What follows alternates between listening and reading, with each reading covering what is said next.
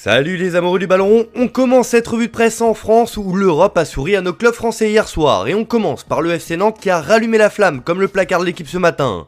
Avec leur victoire arrachée dans le temps additionnel contre Karabag 2-1, les Canaries se sont assurés un avenir européen. Ils disputeront les barrages de la C3 ou joueront en C4.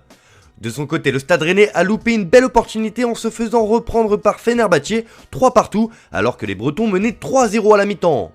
Un sacré gâchis pour l'équipe dans ses pages intérieures. Mais il y a de quoi se réjouir avec la victoire de l'OGC Nice contre le Partizan 2-1. Et Nice matin se demande si le gym tient enfin son match référence cette saison. Toujours sur la Côte d'Azur, Monaco a fait match nul 1 partout contre Ferencváros. Et comme l'indique Monaco Matin, l'ASM reste en course. Monaco garde son destin en main en Ligue Europa. La qualification se jouera donc face à l'Étoile Rouge la semaine prochaine. Les clubs anglais aussi jouaient hier soir et on a eu le droit à une victoire de Manchester United contre le Sheriff Tiraspol 3-0. Et ce matin, le Daily Telegraph s'amuse et titre « Regardez qui est de retour !» Et oui, Cristiano Ronaldo a fait son comeback sur le terrain et le Portugais a fait son retour de la meilleure des manières en marquant un but et participant à la victoire de son équipe. Forcément, ce comeback fait les gros titres outre-Manche à l'instar du Daily Mail qui annonce que Ronaldo est de retour aux affaires. CR7 est déterminé à faire une grande saison.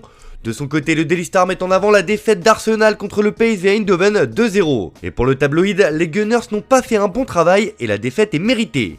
Cela ne remet pas en cause pour autant la qualification pour la suite de la compétition. On continue ce tour des résultats et on file en Espagne où l'on va parler d'un Français qui a régalé avec le Betis hier soir. Le club andalou s'est imposé contre Ludogorets 1-0 grâce à un but de Nabil Fekir qui revient en très grande forme.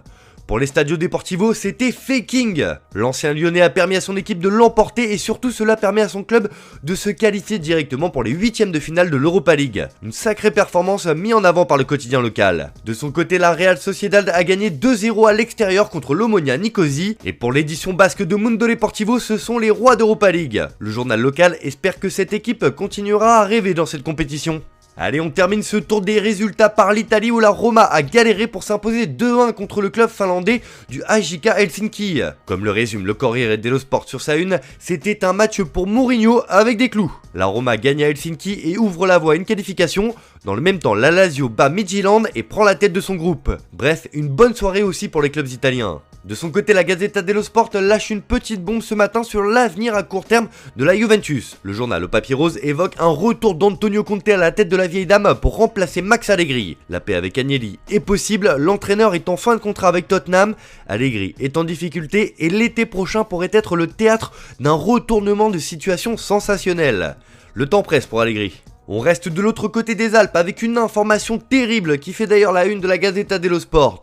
Hier soir, le défenseur espagnol d'Arsenal prêté à Monza, Pablo Mari, a été poignardé dans un centre commercial. Le joueur va bien et a été pris en charge rapidement à l'hôpital, mais c'est une nouvelle qui a choqué toute l'Europe du foot ce matin. Le Corriere dello Sport parle de terreur au supermarché. Mundo Deportivo l'évoque également sur sa une, tout comme le Daily Mail qui indique sobrement que le défenseur d'Arsenal, Mari, a été poignardé en Italie. En tout cas, Arsenal et Monza ont communiqué sur l'état de santé du joueur et ont été rassurants. Le monde du foot se montre solidaire avec le joueur de 29 ans et lui souhaite un bon rétablissement.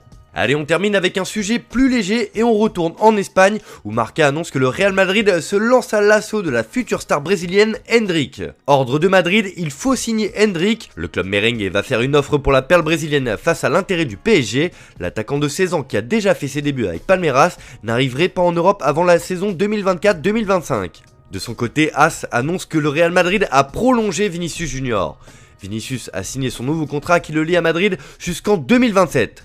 Le Brésilien perçoit son nouveau salaire depuis le mois de juillet à peu près 8 millions d'euros par an. Et le joueur a annoncé qu'il se voyait à Madrid pour un long moment. En Catalogne, on a toujours du mal à se remettre du fiasco en Ligue des Champions et l'élimination du FC Barcelone en phase de poule. Mundo Deportivo placarde que les Blaugrana ont un plan pour rebondir cette saison.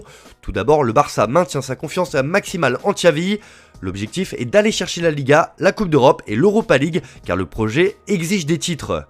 Le club cherchera un ailier et un milieu de terrain au mercato d'hiver, mais sans un investissement élevé. Même son cloche en une de sport qui attend une réaction et des titres pour laver l'affront de l'humiliation subie lors de cette phase de poule. Bref, Xavi va devoir trouver les bons ressorts avec son équipe pour atteindre les objectifs fixés.